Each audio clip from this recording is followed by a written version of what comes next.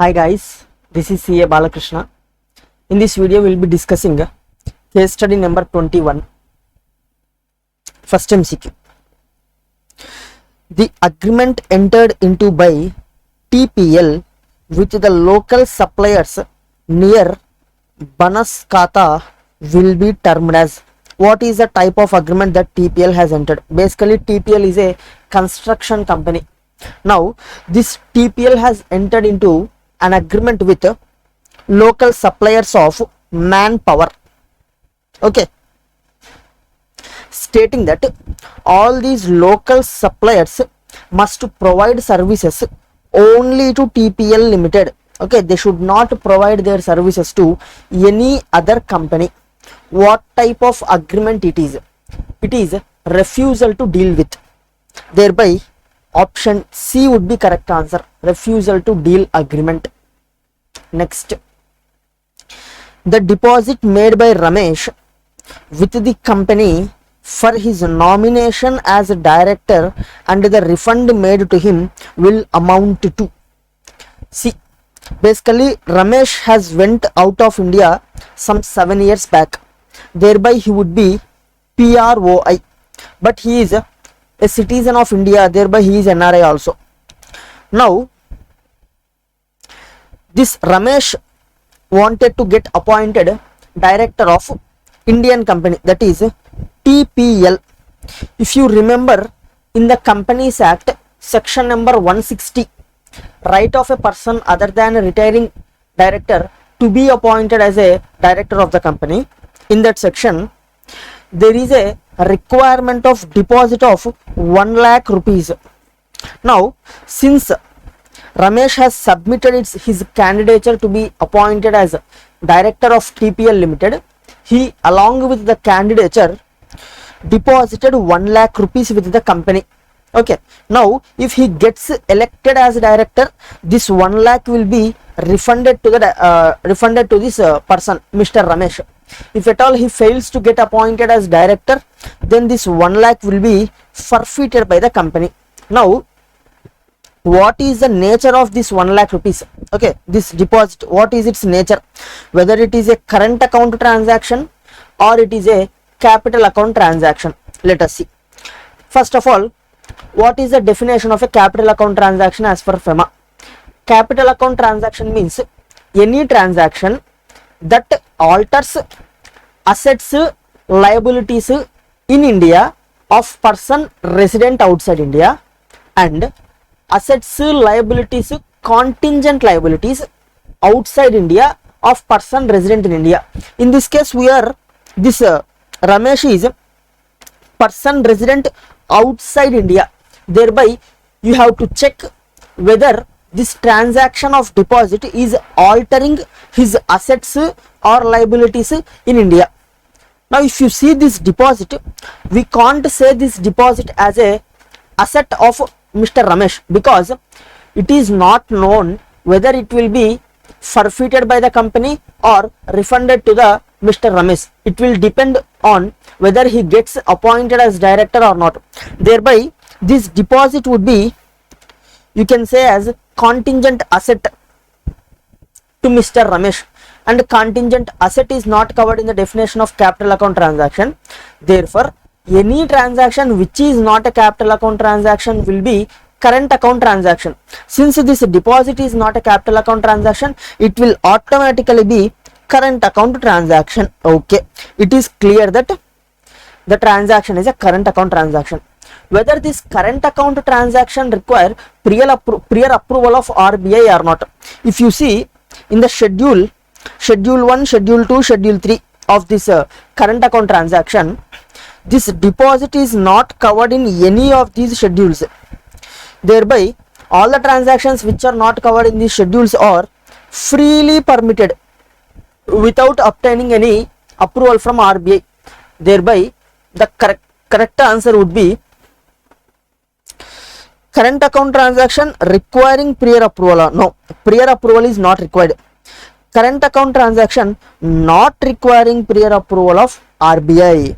Option B would be correct answer.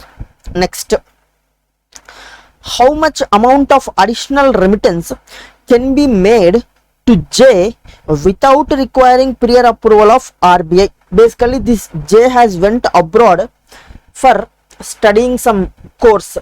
Now, if you see in the financial year, already $80,000, $1.4 lakh, $30,000 has been sent to him by his father. Totally, it amounted to $2.5 lakh. Now, Mr. J wants some additional amount.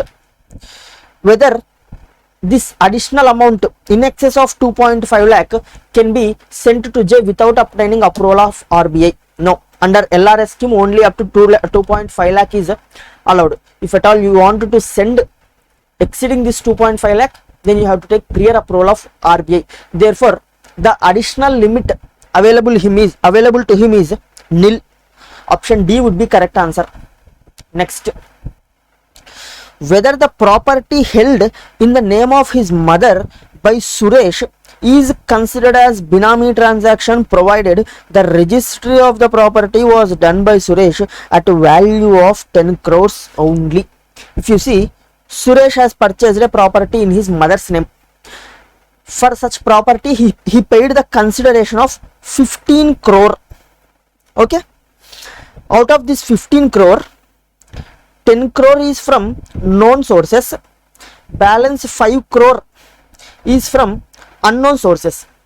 And also he has further provided that registration of property was done only for 10 crores. Okay, that means registration of property is done only for 10 crores and entire amount of 10 crores has been paid from the known sources. It would not be a Binami property. Okay, whether the property is Binami? No. Option B. Next, within what period and how much amount of unspent foreign exchange represented in form of foreign currency notes Mr. J shall return to the authorized dealer? Okay, Mr. J has returned to India. While he returned to India, he has some unspent foreign exchange of $10,000. Now, within what time he has to surrender this amount? Within 180 days. And what is the amount that he has to surrender? In the previous case study, we have discussed that amount up to $2,000 can be kept by him and the remaining balance of $8,000 has to be surrendered within 180 days. Option B would be correct answer. Hope that is clear. By this, we have completed MCQs. Moving to descriptive questions. 1 second. Yeah. Question number 6. What procedure could have been followed by Competition Commission of India on receipt of complaint from one of the real estate companies to conclude that the agreement entered into by TPL was anti-competitive in nature? Okay, the competitors of this TPL has filed complaint with Competition Commission of India against the agreement that the TPL has entered with the local suppliers. Now, once the application is received, what is the procedure that the Competition Commission of India has to follow? The procedure is prescribed in section 26 and 27. You can refer it. Okay, there will be nothing to explain in that. That is just a procedure. You can go through those sections. Next, whether the payment of commission amount to an agent in US by Ramesh and remittance by TPL for consultancy services to consultancy firm in the US would require prior approval of RBI. See, here there are two transactions. The first transaction is payment of commission amount to agent in US. Okay, the amount of commission is paid to agent in US. By whom it is paid?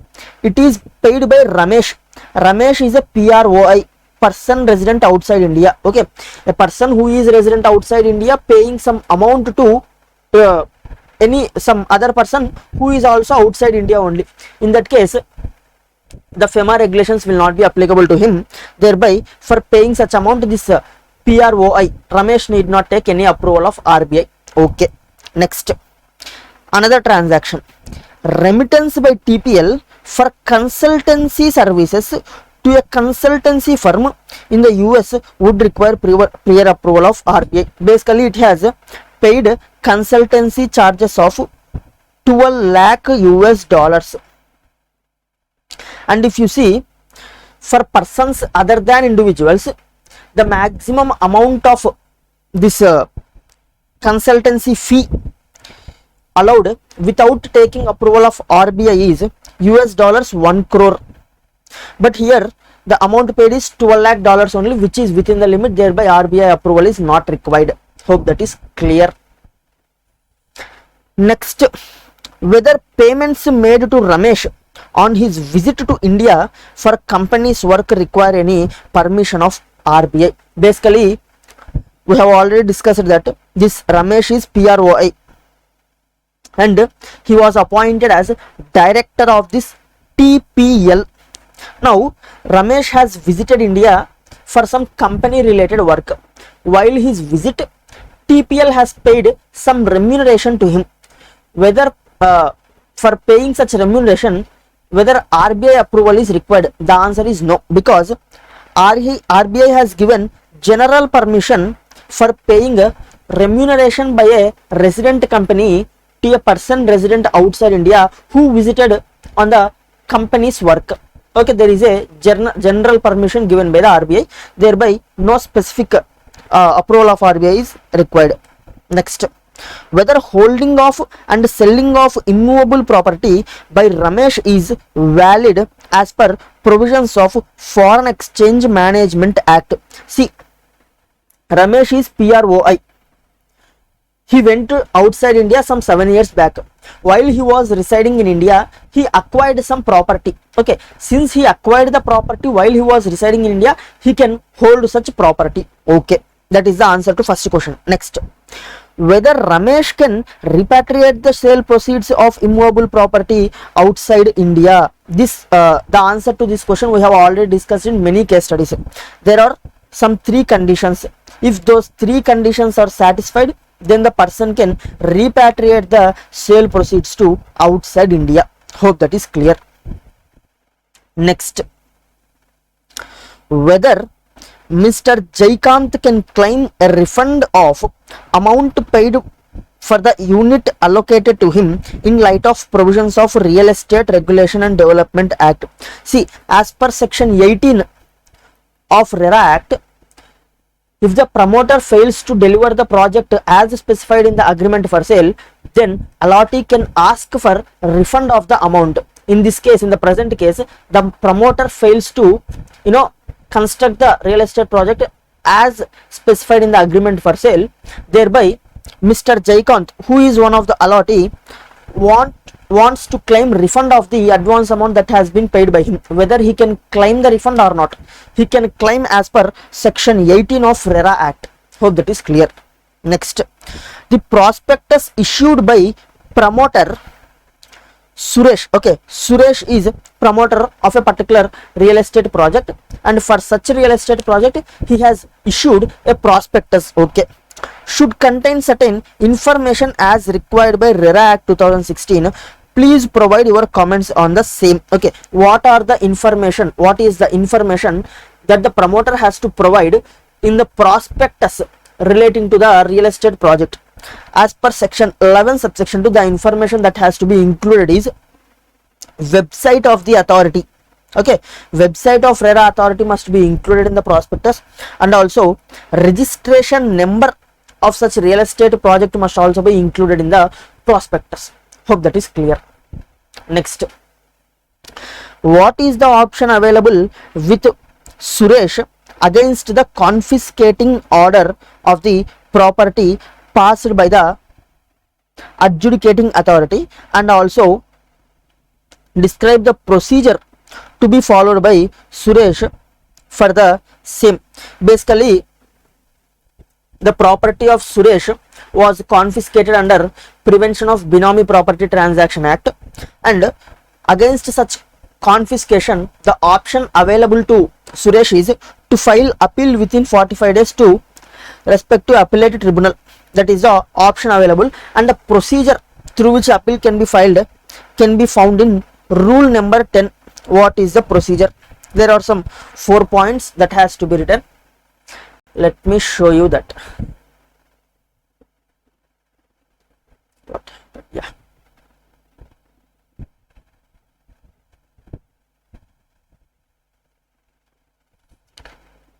One second.